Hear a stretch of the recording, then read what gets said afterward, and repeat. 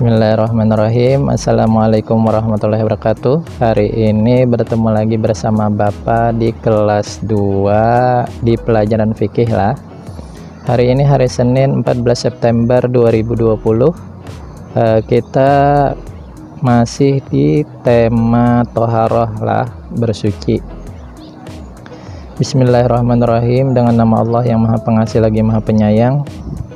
Sin soal Mallazi yajuzu bihi tohiru, apakah air yang boleh untuk bersuci, atau air apa sajakah yang boleh untuk bersuci? Ialah Jim jawab, huwa kullu ma nazala minas sama, yaitu tiap-tiap yang turun dari langit, yaitu air yang turun dari langit ialah, nah itu bisa untuk bersuci ialah au naba'a minal ardi, atau yang keluar dari bumi. Nah itu air yang keluar dari sumber mata air di bumi itu boleh untuk bersuci lah.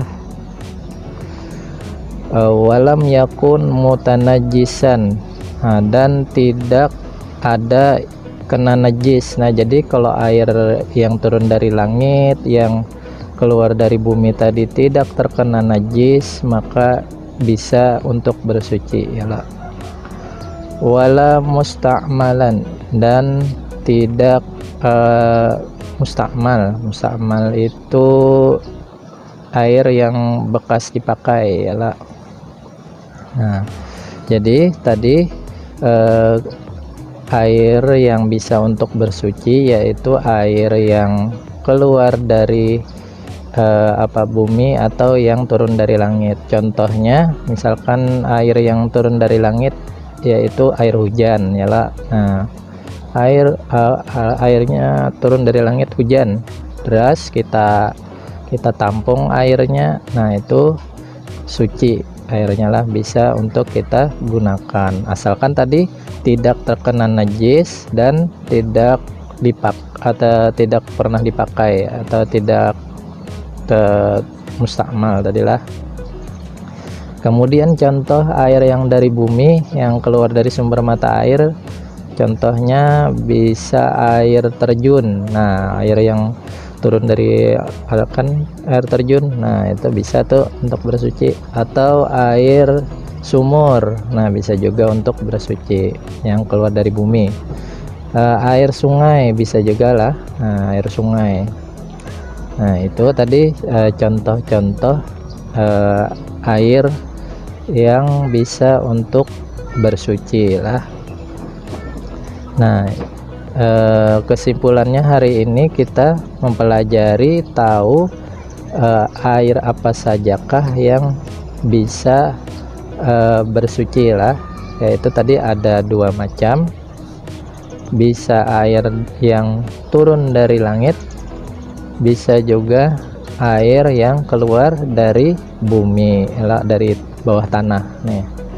Ya tadi contohnya diantaranya itu seperti kalau yang dari langit itu air hujan, kalau yang dari bumi bisa air terjun, air sungai, air yang dari galian sumur. Nah air tanah digali-gali jadi sumur, nah keluar airnya, nah itu suci, bisa untuk bersuci lah. Kemudian yang dua macam tadi harus tidak terkena najis ialah, misalkan nih diambil dari air sumur, cuman waktu kita masukin ke tempat wadah air dijatuhin najis, nah maka airnya tidak bisa digunakan. Atau air hujan tadi ternyata di tempat untuk menampung airnya ada najisnya, nah itu tidak bisa untuk bersuci. Artinya air yang turun dari langit tadi, air yang dari dalam bumi tadi juga harus tidak terkena najis yang untuk bisa bersuci lah. Kemudian airnya tadi juga tidak pernah dipakai untuk bisa untuk bersuci atau kegiatan yang lain lah, artinya airnya masih suci ya lah. Nah itulah airnya, karena air ini sangat penting untuk dalam kita berwudu dan sebagainya lah. Kemudian di pertemuan berikutnya nanti kita mempelajari tentang mutan najis tadi, air yang terkena najis itu seperti apa saja sih. Nah itu di pertemuan berikutnya nantilah. Nah sebelum Bapak akhiri di pelajaran hari ini, Bapak punya tugas, yaitu tuliskan air apa sajakah yang bisa bersuci tadi. Yaitu tadi ada dua macam kan, air yang turun dari langit dan air yang keluar dari bumi. Kemudian Bapak minta tuliskan contohnya. Contohnya tadi misalkan nih, air yang turun dari langit, contohnya air hujan. Air yang keluar dari bumi, contohnya air terjun misalkan lah. Nah itu tulis. Kalau sudah selesai foto, kirim ke WA pribadi Bapak lah. Nah itu saja yang bisa Bapak sampaikan hari ini. Salah khilaf mohon maaf. Wallahu muwaffiq ila aqwamit thoriq. Wassalamualaikum warahmatullahi wabarakatuh. Dadah. Assalamualaikum.